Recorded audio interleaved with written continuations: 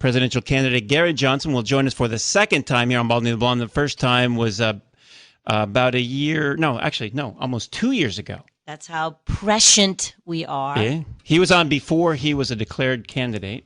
Yep. That was actually April 17th, 2010. I will put a link to that show at the front page of our website, baldyandtheblonde.com. Very, very interesting man. And shares a lot of the same positions as Ron Paul.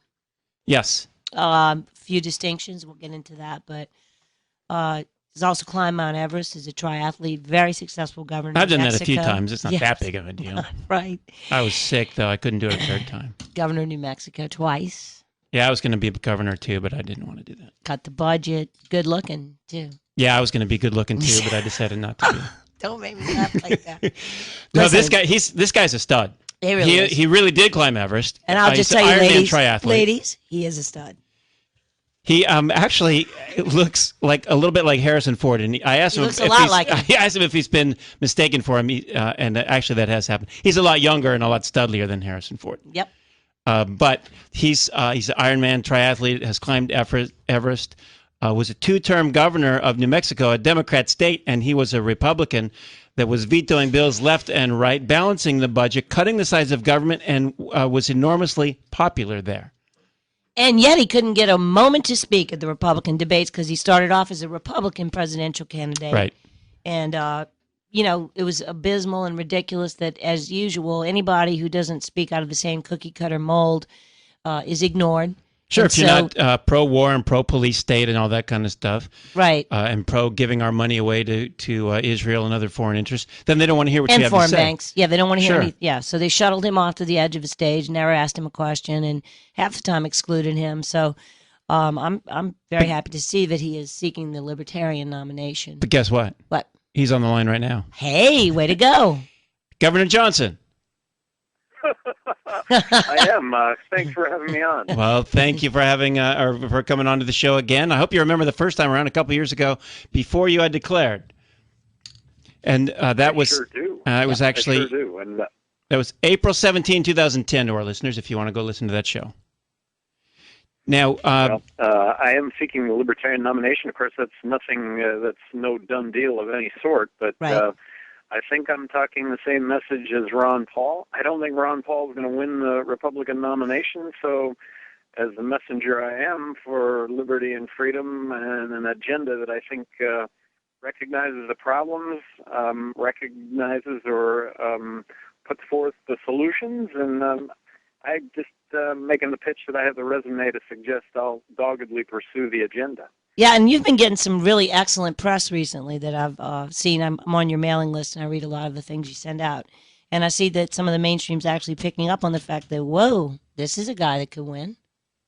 Assuming it's either, Fetal D or Fetal Dom Romney versus Obama, and you're in the mix, I think it would make for a hell of an interesting race. People are starting to see that. Did you both see the report by the ACLU a couple of weeks ago? I did. I saw that you got a standing ovation. That's hard to do. Well, I like to point out that when people ask me, well, what are your differences between Santorum and Romney, I would point out the ACLU report, which, and by the way, this report, ACLU, the dedicated to civil liberties, dedicated to the first 10 amendments of the Constitution. And out of a 24 possible score, Santorum and Romney both get 0. Gingrich gets 4.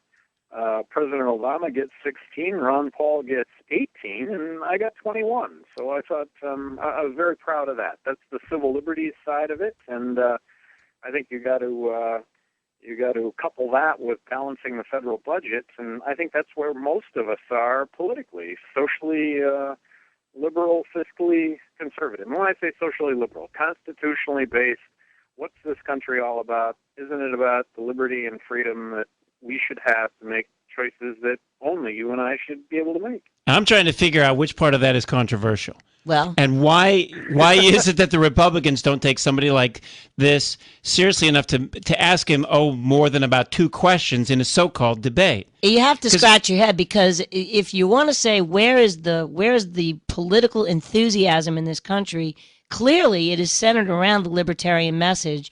you, Ron Paul, and yet the Republican Party seems to want no part of it. And not only that, but to actively discourage young people, the future lifeblood that could be their claim to fame in the future. They discourage them from participating. Right. Notice that if you're a former governor of like Texas or Arkansas or Massachusetts, for some reason they think you're great and viable. But if you're a former governor of New Mexico, for some reason they kick you to the curb.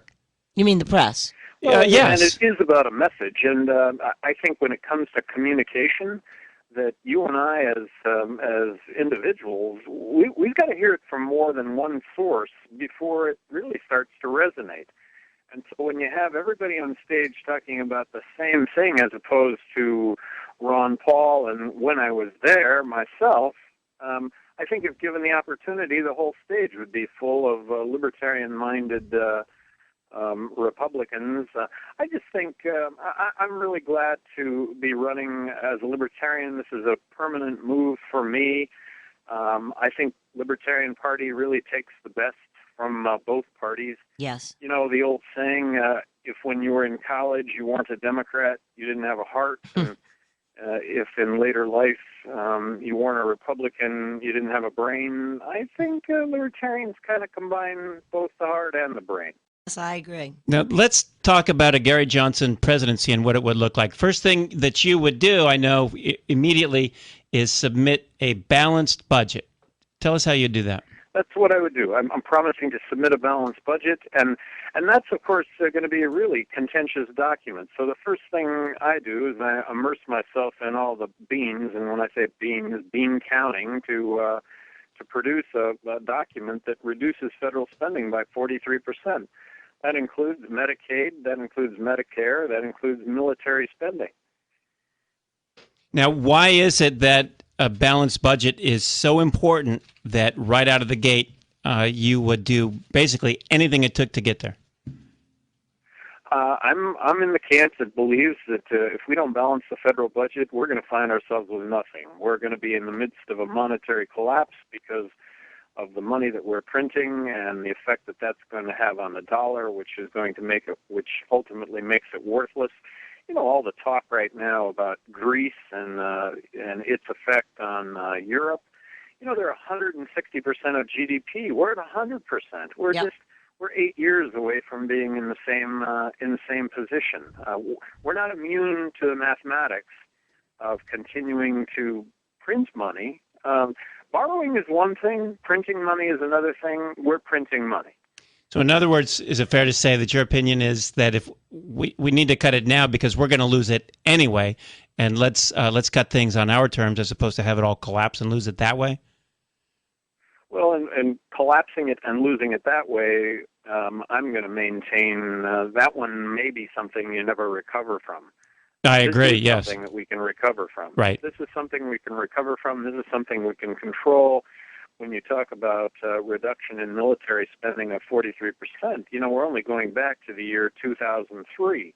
And do we really need to blow up the planet 10 times when it comes to nuclear warheads, or might 5 times do? I mean, reducing nuclear warheads from 2,300 to 500, that being part of 6 parts to the equation when it comes to the military. Those military personnel in uniform, the civilian support staff that goes around, that supports that, the military conflicts that we're involved in, our military footprint on the globe, research and development, intelligence. I think we can maintain a strong national defense that we should, as it's an obligation that we have, constitutional obligation, but I think we can do that and still reduce military spending back to the year 2003, believing the biggest threat to our national security is the fact that we're bankrupt. I mean, we're, as a result of what we're doing, as a result of picking up the tab and being the world's policeman, this is part of why we're where we're at. That and Medicare and Medicaid.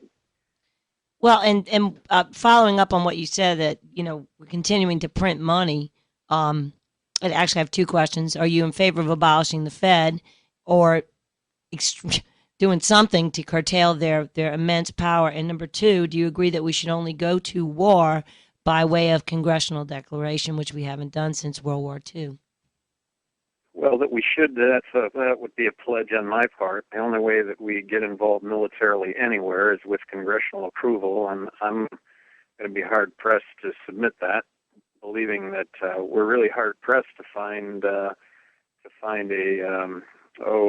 there should be a military threat at the base of any intervention, and I'm hard pressed to see where that's happened in my lifetime. And with regard to abolishing the Federal Reserve, I'll just point out the obvious, that abolishing the Federal Reserve does not prevent us from printing money. We printed money before there was a central bank.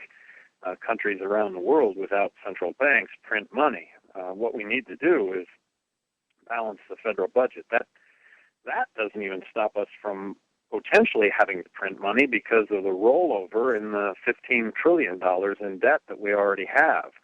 But that's the big start, is balancing the federal budget. And in contrast to a proposal to balance the federal budget, as you both recognize on a daily basis, Congress talks about reducing spending by $1 trillion over the next 10 years. Well, that's relatively speaking not even a drop in the bucket. Exactly. So ludicrous. It's just ridiculous. So what about all the money we spend on Homeland Security, the Fuhrerland, and the whole police state, and the abominable NDAA? How do you feel about the NDAA? Would you recommend, what would you do about that? And also Homeland Security and the whole surveillance society that we live in?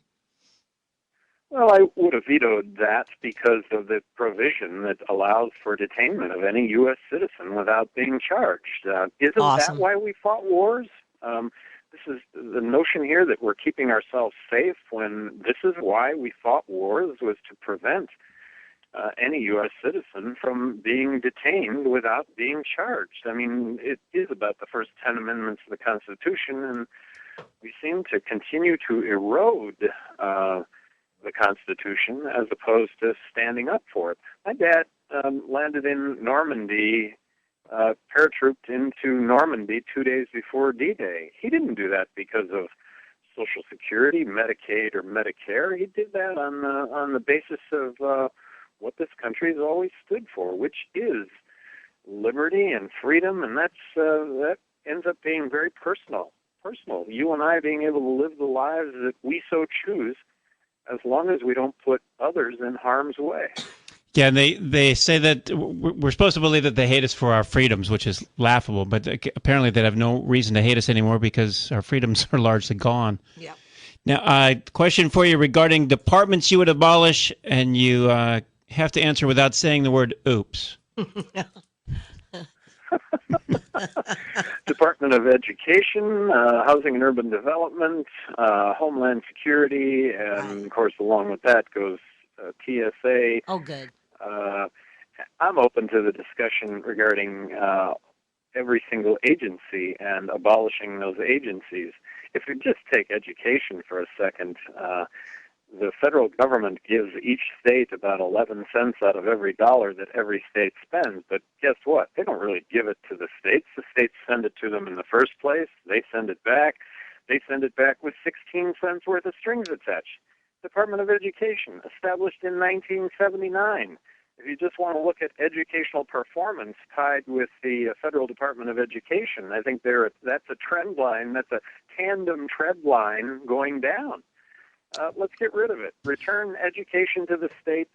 Right on. The laboratories of innovation and best practice, and that's exactly what we'll have. We'll have some fabulous success that gets emulated because we're so competitive. There'll also be some catastrophic failure, if you will, that will get avoided because we are so competitive. But let's have 50 models working on best practices as opposed to one size fits all.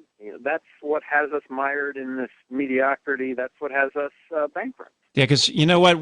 One size straitjacket fits all too, but that's no reason to do it.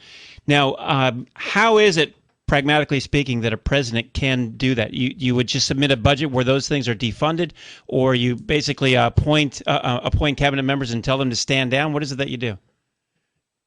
Well, that requires legislative cooperation, but based on my experience as governor of New Mexico, the criteria for hiring anybody for a cabinet-level position, of which there were about 20, was to work yourself out of a job.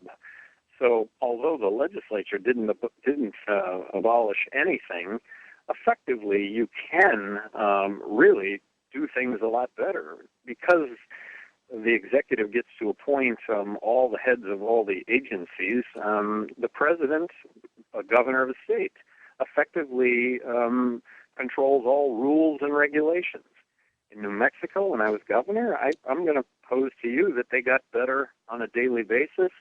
They got better on a daily basis with a basis in common sense, with the notion that it should cost us less time and less money to comply with laws, rules, and regulations that didn't make us any safer, didn't make our lives any better. They just added burden to complying with the notion of doing that, when the reality was anything but.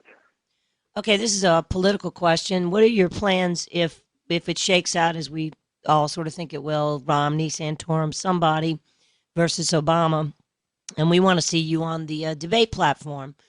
What do you think your chances are? And if you're excluded, as you know, the talking heads are wont to do you have any plans to make an issue of that?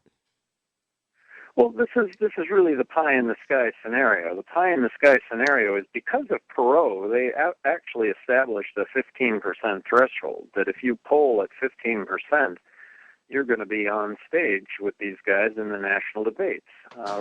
Right now I'm polling 9% against Obama and Romney. I don't know if it's my name so much or me as just any third name.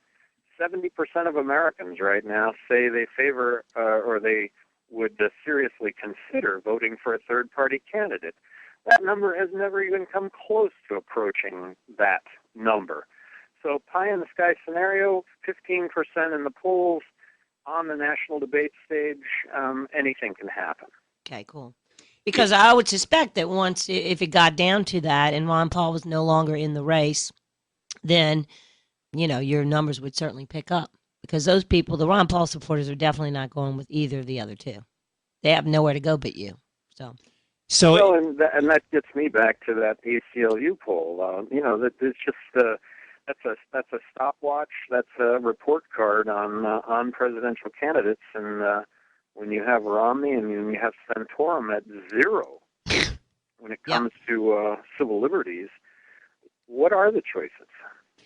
If lightning struck for Dr. Paul and he somehow won the Republican nomination and asked you to be on the ticket with him, which would you do? Continue your quest for the presidency or run with Dr. Paul? Well, I'd like to think that I'm really reality based, and much as I would like to see that happen, and he asked me for his endorsement in 2008. I gave it to him. When I dropped out of the Republican primary, I asked everybody to vote for him. That's what I asked. I don't think it's going to happen. If it does, I'll just get back to what I said earlier. I think people need to hear this from more than one source. When they hear it from more than one source, even though perhaps it's the same thing being said, it just resonates because different people communicate it in different ways. There needs to be more voices, not just one. Exactly. Yeah, well, you're right. Exactly, because it was so nice to see you on stage in those debates, those few times that they actually turned on your mic. But it was so nice to have a second voice, similar and sometimes identical to Ron Paul's, to validate each other. Because you're right, different people say similar things in very close to the same ways, and some will resonate with others where maybe it wouldn't from the first guy. And so. And I have differences with Dr. Paul. I don't think they're huge differences. I guess I could summarize them very quickly. That is, I do believe that Israel has been an important ally, will remain an important ally. I don't want to build a fence across the border. I don't know why Dr. Paul advocates that. I support a woman's right to choose, bottom line, and I support marriage equality.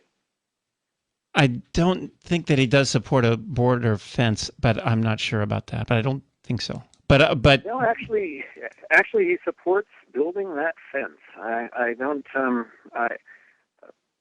And again, I'm not.